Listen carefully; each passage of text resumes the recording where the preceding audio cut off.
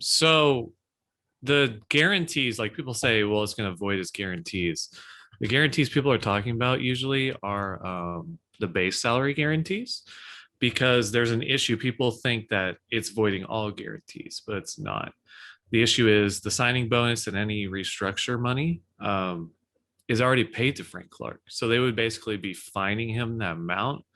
And that has been much harder for teams to win cases for in the past. I think the Raiders got some back from Antonio Brown just because it was a kind of crazy situation. But overall, just for something like a Frank Clark arrest in the past, they haven't been able to get signing bonus money back. The teams haven't. So what we're looking at is his $18.5 million base salary this year is fully guaranteed. However, that's the void guarantee. That one will be voided if he's suspended for personal conduct policy. And that's, I believe, 99% sure. That's why I wrote in the article. It's just automatically if the NFL suspends him because he violated the personal conduct policy. The Chiefs could also, there's other clauses that the Chiefs could just go after the money too and have it voided themselves. But as long as the NFL says, yeah, you're suspended because you broke clause, I think it was 5 about illegal gun possession and the personal conduct policy, your guarantee is automatically void. And that's because there's like default clauses in contracts that players are signed for. So that means his 18.5 million salary this year would be voided and he has no more base salary guarantees after this year. So the only guarantees left on his deal would be the 20 million or so prorated bonuses. And Joel Curry, who's a great cap guy. If you want to follow a cap guy, follow him. Actually, it's Joel Corey, not Curry. I always say Curry, but it's Corey, Corrry. He said if the Chiefs cut Frank Clark this year, it would charge 6.8 million in dead cap to the cap this year, and then the last 2 years, which is 13.6 million to the cap next year, which means that the money saved for the Chiefs would be 18.5 million this year, and then I believe 5.9 million next year.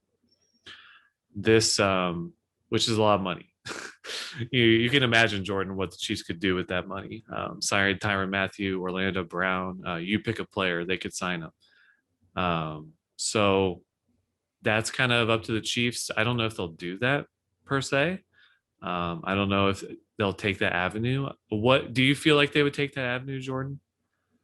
Personally, I don't. I think that if they had a more reliable replacement behind him, like if they had Melvin Ingram coming in, they might gamble on that and get the money. And they have the option of waiting, I guess, because either way, I think this is his last season as a Chief. Like I can't see them Sure. keeping him beyond this season. So I think if they designate him post June 1st next year, it's like 21 million saved and then 6.8 dead. Does that sound close to being correct?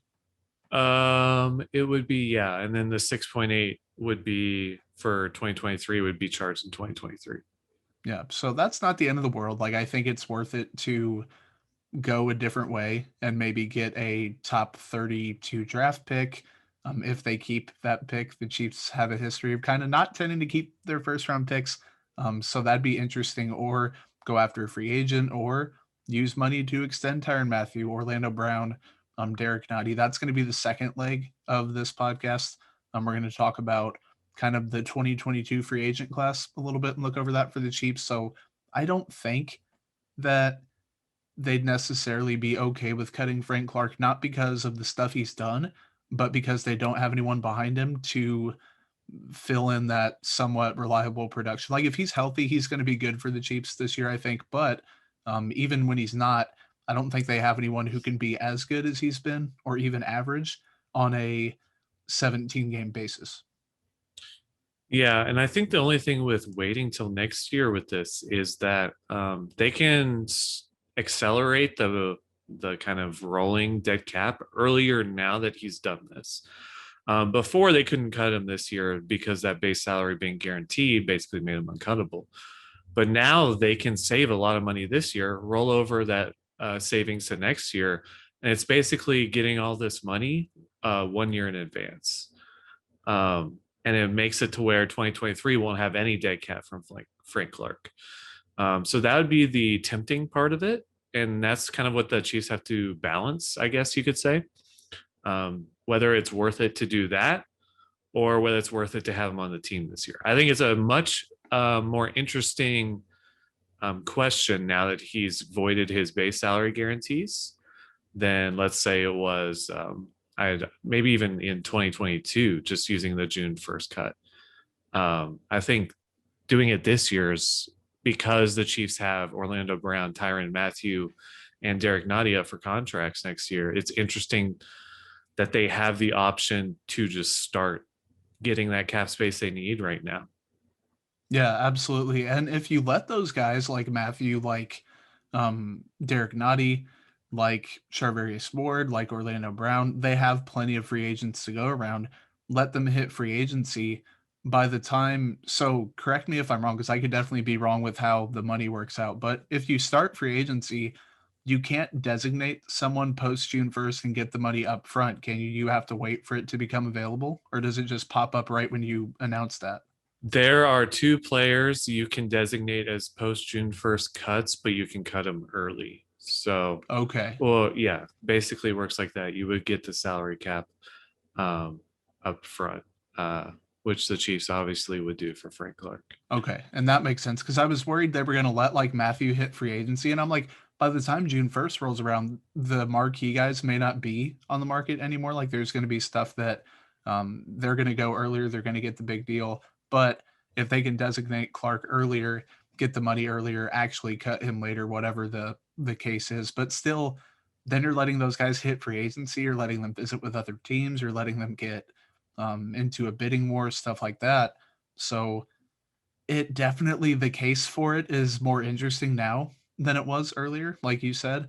Even a few weeks ago before we knew what was going on, Chiefs can get some stuff rolling right now, like July Yeah. of 2021, and that's an enticing thing. And I think the one thing also that needs to be said about Frank Clark, should put this in the article, but it's fine, is that the suspension, we don't know when it will happen and we don't know how long it will be. Let's say he gets suspended 6 games. I think it's going to be 4, but let's say they go for a beefy suspension in 6 games. I don't know if the Chiefs want to pay him 26 million. Well, it wouldn't be 26 at that point, but want to pay him all that money for missing almost half of the season. So, and the Chiefs do actually get back any suspension he has. They would give back because Frank Clark forfeits any base salary paychecks during a suspension he has. They would get back that money in salary cap. So if he's suspended 4 games, it's about 4 million he would give back in salary cap because it just goes into the ether. I don't know I forgot what the NFL does with those forfeited checks, but the Chiefs would at least get 4 million in cap space back, which is nice in and of itself. So it's a fluid situation, and it actually, I think it's going to be influenced by when he's suspended. Considering his arraignment was pushed back, I believe. Correct me if I'm wrong, Jordan. It's going to might be down to the wire whether the Chiefs cut him or not. It might be a right before the season starts thing.